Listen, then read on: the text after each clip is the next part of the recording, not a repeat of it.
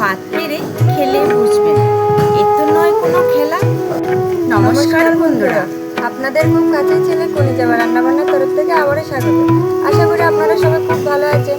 আজ আমরা একটি নতুন রেসিপি নিয়ে আবার হাজির হয়েছি। রুই মাছের একঘেয়েমি ঝোল ঝাল ভুলে যান। আজ আমরা রান্নাতে নিয়ে এসেছি এক ইউনিক ধরনের রেসিপি, যার মধ্যে অনেক ছোট ছোট টিপস থাকবে। টিপসগুলি জানতে হলে ভিডিওটিতে শেষ পর্যন্ত আমাদের সাথে থাকবে। চলুন রান্নাটি শুরু করা যাক।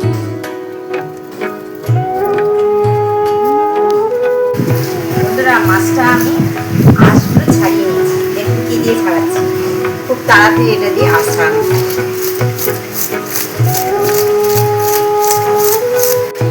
বন্ধুরা, মাছটার আঁশ ছাড়ানো সব হয়ে গেছে। মাছটা দেখি মনে হচ্ছে মাছটার ভিতরে ডিম আছে।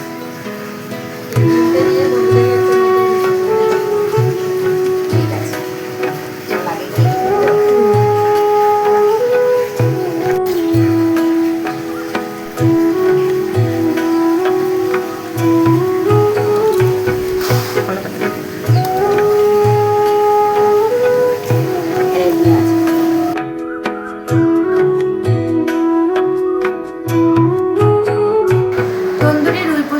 আমি একটা মশলা তৈরি করে নেবো মাছটা ম্যারিনেটের জন্য। প্রথমে কিছুটা আমি সর্ষের তেল বাটির মধ্যে নিয়ে নেব।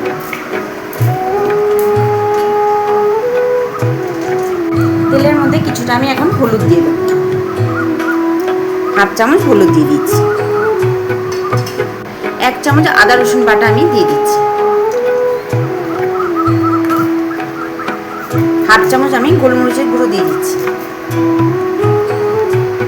হাফ চামচ জিরের গুঁড়ো দিয়ে দিচ্ছি। হাফ চামচ নুন দিয়ে দিচ্ছি।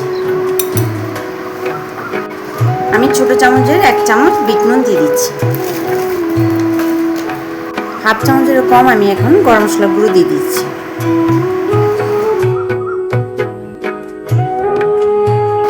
জল ঝরিয়ে ফেটে রাখা টক দই এখন আমি 2 চামচ দিয়ে দেবো, ভর্তি করে 2 চামচ দেবো। মশলাটা আমি ভালো করে মিশিয়ে নেব।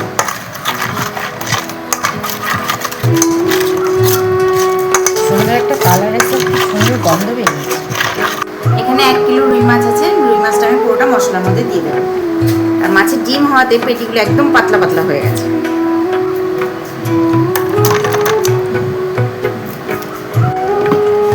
ভালো করে মশলা দিয়ে এখন মেখে রেখে দেবো। এর মধ্যে অল্প লেবুর রস দিতে হবে।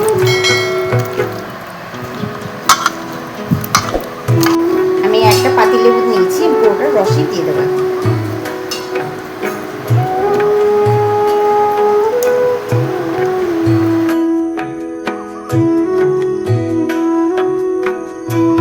যেহেতু এটা তন্দুরি রুই পোস্ত হবে, তার জন্য এর মধ্যে আমি একটা বাটার গলিয়ে নিয়েছি, এখন এর মধ্যে দিয়ে দেবো। আপনারা চাইলে ঘিও দিতে পারেন, আমার কাছে বাটারটাই বেস্ট লাগে। ঘিয়ের থেকে বাটারের গন্ধটা খুব সুন্দর আসে।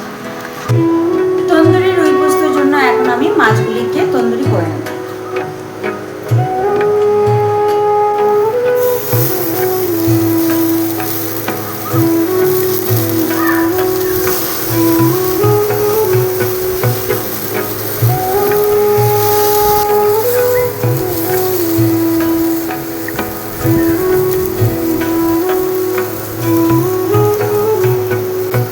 মাছগুলো এইভাবে আস্তে আস্তে উল্টে দেব।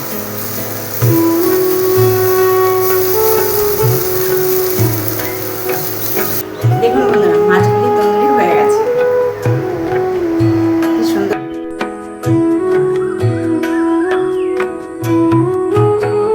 তন্দুরি রুই পোস্তর জন্য আমি কিছুটা এখন পোস্ত বেটে নেব।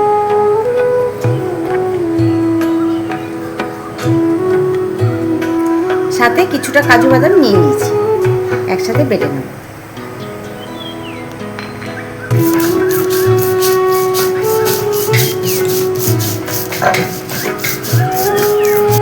কড়াই গরম হয়ে গেছে, কড়াইয়ের মধ্যে আমি অল্প সর্ষের তেল দিয়ে দেবো। তেলের মধ্যে আমি গোটা 2 শুকনো লঙ্কা এখন দিয়ে দেবো। তেলে আমি 1 চামচের মতো কালো জিরে এখন দিয়ে দেবো।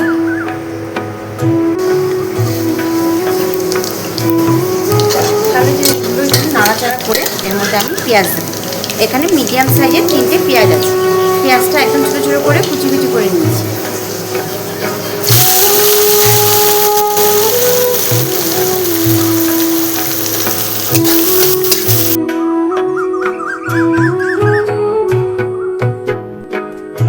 পেঁয়াজটা দেখে কালার চেঞ্জ হয়ে গেছে। এর মধ্যে এখন আমি 1 চামচের মতো আদা আর রসুন বাটা দিয়ে দেবো।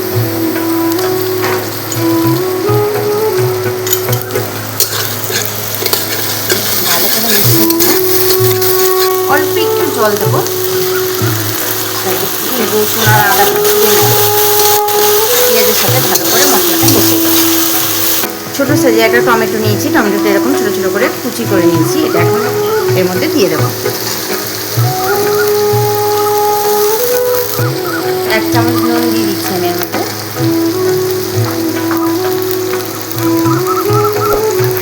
হাফ চামচ চিনি দিয়ে দিচ্ছি ব্যালেন্সের জন্য। ভালো করে মিশিয়ে এর মধ্যে কিছুটা আমি কাঁচা লঙ্কা বাটা দিয়ে দেবো এবং কাঁচা লঙ্কাটা বেটে রেখেছিলাম এখন এর মধ্যে দিয়ে দেবো।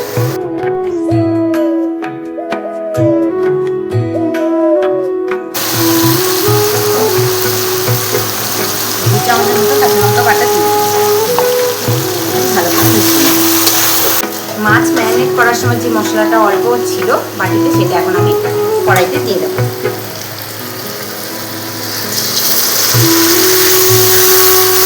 আমি এর মধ্যে এক্সট্রা হলুদ দিলাম না, এর মধ্যে যে হলুদ ছিল তাতেই হয়ে যাবে।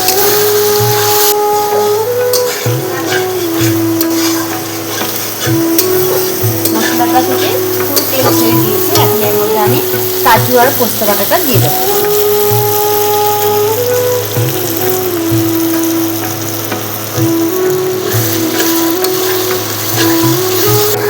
দেখুন বন্ধুরা, পোস্ত থেকে পুরো তেলটা ছেড়ে দিয়েছে। এখন আমি এর মধ্যে জল দিয়ে দেবো। মশলা দেওয়া বাটিটা থেকে আমি এখন জল দিয়ে দেবো।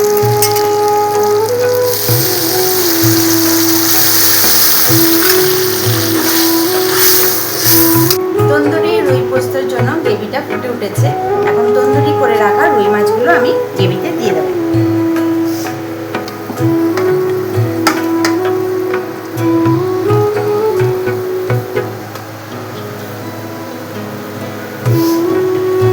তন্দুরি রুই পোস্ত আমার রেডি। এখন এর মধ্যে অল্প ধনেপাতা ছিটিয়ে দেবো।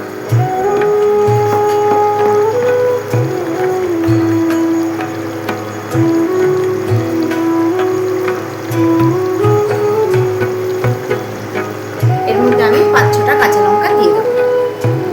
কাঁচা লঙ্কাগুলি ছিঁড়ে নিয়েছি। এখন ঢাকা দিয়ে 2-4 মিনিট রেখে দেবো, তাহলে আমার রুই দই পোস্ত রেডি। দেখুন বন্ধুরা কি সুন্দর হয়েছে দেখতে, আর গন্ধটা ব্যাপক বেরিয়েছে। তন্দুরি রুই পোস্ত।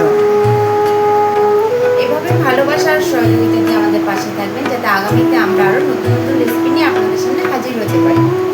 তন্দুরি রুই পোস্তের রেসিপিটি যদি আপনাদের ভালো লেগে থাকে অবশ্যই কমেন্ট করে জানাবেন। আপনাদের কাছের বন্ধুদেরকে অবশ্যই শেয়ার করুন। আমাদের এই কোণে যাওয়ার রান্নাবান্না চ্যানেলটিতে যে সকল বন্ধুরা নতুন, তারা অবশ্যই সাবস্ক্রাইব করবেন। বেল আইকনে ক্লিক করতে একদমই ভুলবেন না, যাতে নতুন নতুন রেসিপি সবার আগে আপনাদের কাছে পৌঁছে যায়। ভালো থাকবেন, সুস্থ থাকবেন, সবসময় আমাদের সাথে থাকবেন। আজকের মতো তন্দুরি রুই পোস্তের রেসিপিটা এখানেই শেষ করলাম। নমস্কার, টাটা। বন্ধুরা, কথায় আছে গ্রানে অর্ধেক ভোজন হয়ে যায়। সত্যি গন্ধটা এত সুন্দর লাগছে, মনে হচ্ছে অর্ধেক খাওয়া হয়ে গেছে। এখন খেয়ে দেখা যায় কিরকম হয়েছে। দেখ,